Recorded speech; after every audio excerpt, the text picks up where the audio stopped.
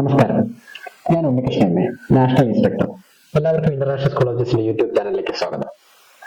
ഇന്ന് നമ്മളിവിടെ സംസാരിക്കാൻ പോകുന്നത് എൻഡിങ്സ് എന്ന് പറയുന്ന ഏറ്റവും മനോഹരമായ ചെസ്സിന്റെ ഒരു ഭാഗത്തെ കുറിച്ചാണ്.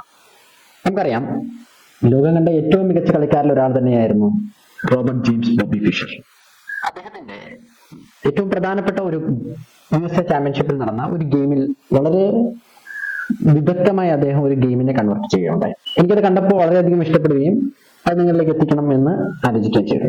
നമുക്കറിയാം, എന്തെങ്കിലും സാധാരണ ഒരു മൈന്യൂട്ട് അഡ്വാൻറ്റേജ് ഉണ്ടെങ്കിൽ പോലും ആ അഡ്വാൻറ്റേജുകളെ നമ്മൾ പീസ് എക്സ്ചേഞ്ച് ചെയ്ത് കൺവേർട്ട് ചെയ്ത് നേരെ ഒരു എൻഡ് ഗെയിമിലേക്ക് പോകായിരിക്കും ചെയ്യാം. ലോകം കണ്ട ഏറ്റവും മികച്ച കളിക്കാരനായ റോബർട്ട് ജെയിംസ് ബോബി ഫിഷറിന്റെ എൻഡിങ് സ്കില്ലിനെ കുറിച്ചാണ് ഞാൻ ഇന്നിവിടെ സംസാരിക്കുന്നത്. കഴിഞ്ഞ വീഡിയോയിൽ നമ്മൾ സംസാരിച്ചതുപോലെ ഒരു നല്ല അഡ്വാൻറ്റേജ് കിട്ടുന്ന ഒരു പൊസിഷൻ വളരെ സിമ്പിൾ ആയിട്ട് എങ്ങനെ ഒരു കൺവേർട്ട് ചെയ്ത് ഗെയിമിനെ ജയിച്ചെടുക്കാം എന്നുള്ളതാണ് നമ്മളിവിടെ മനസ്സിലാക്കുന്നത്. അതിൽ 1961 ന്യൂയോർക്കിൽ നടന്ന USA ചാമ്പ്യൻഷിപ്പിൽ റോബർട്ട് ജെയിംസ് ബോബി ഫിഷർ ലംബാർഡി എന്ന് പറയുന്ന ഒരു പ്ലെയറിനോട് കളിച്ചിട്ടുള്ള ഒരു എൻഡ് ഗെയിമാണ്. ആ എൻഡ് ഗെയിമിൽ ഇങ്ങനെയായിരുന്നു: structure H4 G3 F3 E5 B4 B2 Rook E1 Bishop C3. ബ്ലാക്കിന്റെ പോർട്രേറ്റ് H7 G7 F5 King E6 Rook D5 and Rook C4 B7 A6. Rook E1 കളിക്കുകയും ഫിഷർ ഈ ഒരു എക്സ്ചേഞ്ച് അപ്പ് പൊസിഷനിൽ നിന്നുകൊണ്ട് തന്നെ റൂക്ക് ഇൻറ്റു C3 ക്യാപ്ചർ ചെയ്തു. അപ്പൊ ഈ റൂക്ക് ഇൻറ്റു C3 ക്യാപ്ചറിങ്ങിന് ഒരു പ്രോബ്ലം എന്താണെന്ന് വെച്ച് കഴിഞ്ഞാൽ നമുക്കറിയാം, E5 പോണിനെ പ്രൊട്ടക്ട് ചെയ്തിരുന്നത് C3 ഇരുന്ന ബിഷപ്പായിരുന്നു. അപ്പൊ ആ ബിഷപ്പ് നമ്മളിവിടെ ടാക്ടിക്സിൽ മുൻപ് സൂചിപ്പിച്ചതുപോലെ റിമൂവ് ദി ഡിഫൻഡർ എന്ന് പറയുന്ന ഒരു ഐഡിയ ആണ് ഇവിടെ ഉപയോഗിച്ചത്. നമുക്കറിയാം, E5 ഇരുന്ന പോണിനെ പ്രൊട്ടക്ട് ചെയ്യുന്ന ഡിഫൻഡർ ആയിട്ടിരുന്നത് C3 ഇരുന്ന ബിഷപ്പായിരുന്നു. ആ ബിഷപ്പിനെ ആദ്യം റിമൂവ് ചെയ്തു. So white B takes C3 കളിക്കുന്നു. സോ ഇവിടെ black simply rook into E5 കളിക്കുക.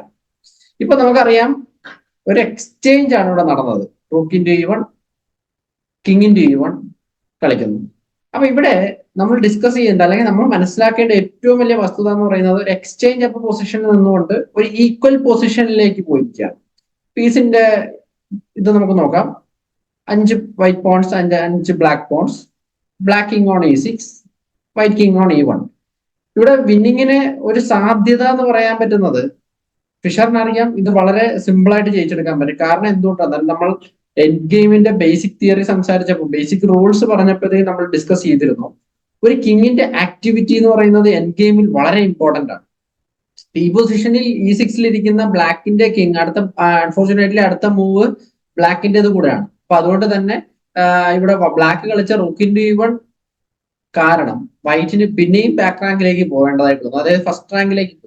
സോ ഇവിടെ ഗെയിമിൽ സംഭവിക്കുന്ന കാര്യം എന്തെന്നാൽ, ദെൻ അടുത്ത മൂവിൽ കിങ് D5 കളിക്കുന്നു. ആ കിങ് എന്ത് ചെയ്യുന്നു, തൊട്ടടുത്ത സ്ക്വയറുകളിലേക്ക് പോയിട്ട് ഒപ്പോണന്റെ പീസുകളെ ക്യാപ്ചർ ചെയ്യാനുള്ള സാധ്യത ഉണ്ട്. Then king D2, king C4, H5 കളിക്കുന്നു. വൈറ്റ് H5 കളിച്ചു. ബ്ലാക്ക് G5 കളിക്കുകയാണ്. കാരണം അവിടെ ഒരു എൻഡ് പാസിന്റെ നടക്കുകയാണെങ്കിൽ പോലും പോൺ മെജോറിറ്റി കൂടുതലുള്ളത് അല്ലെങ്കിൽ ഔട്ട്സൈഡ് പാസർ ക്രിയേറ്റ് ചെയ്യാൻ സാധ്യതയുള്ളത് ബ്ലാക്കിന്റെ കിങ് സൈഡിലാണ്. അപ്പൊ അത്തരത്തിൽ ഒരു ഔട്ട്സൈഡ് പാസർ ക്രിയേറ്റ് ചെയ്തതിന് ശേഷം ജയിക്കുകയാണ് അദ്ദേഹത്തിന്റെ plan. So H into G6 G4 കളിക്കുന്നു. H into G6 H into G6 G4 കളിക്കുമ്പോൾ F ഇൻറ്റു G4 കളിച്ചാൽ പിന്നെയും ഒരു ഡ്രോ ചാൻസ് കൂടുതലാണ്. അവിടെ നമുക്ക് വളരെ എളുപ്പത്തിൽ ചെയ്യാൻ പറ്റുന്ന കാര്യം എന്തെന്നാൽ പോണിനെ മൂവ് ചെയ്യുക എന്നുള്ളത് തന്നെയാണ്. F4 കളിക്കുക. F4 കളിച്ചു കഴിഞ്ഞ സമയത്ത് വൈറ്റ് G5 കളിക്കേണ്ടി വരും. So B6 king C2 A5.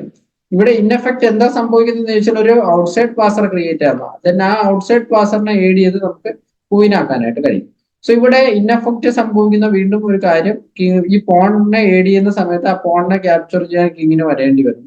So അന്നേരം ഒപ്പോണന്റില് മറ്റേ പോണിനെ നമുക്ക് പോയി ക്യാപ്ചർ ചെയ്യാനായിട്ട് കഴിയും. ഇനി ഈ പോണിനെ സ്റ്റോപ്പ് ചെയ്യാൻ സാധ്യമല്ല, കാരണം ഓൾറെഡി ക്വീനിങ് സ്ക്വയർ ഗാർഡ് ചെയ്യുന്നുണ്ട്. അതോടൊപ്പം തന്നെ പോണിന്റെ പാത്തും ബ്ലാക്കിന്റെ കിങ് ഗാർഡ് ചെയ്യുന്നുണ്ട്. അപ്പൊ അതുകൊണ്ട് തന്നെ വളരെ ഈസി ആയിട്ട് ആ ഗെയിം കൺവേർട്ട് ചെയ്യാനായിട്ട് കഴിയും. അപ്പൊ എല്ലാവർക്കും ഈ ഒരു ഗെയിം ഇഷ്ടമായെന്ന് വിചാരിക്കുന്നു. വീഡിയോ ഇഷ്ടമായെങ്കിൽ ലൈക്ക് ചെയ്യുക, കമന്റ് ചെയ്യുക. അതോടൊപ്പം തന്നെ ഇതുവരെ ചാനൽ സബ്സ്ക്രൈബ് ചെയ്യാത്തവർ ഈ ചാനൽ ഒന്ന് സബ്സ്ക്രൈബ് ചെയ്യുക, നോട്ടിഫിക്കേഷൻ എനേബിൾ ചെയ്ത് വെച്ചാൽ. Okay, thank you.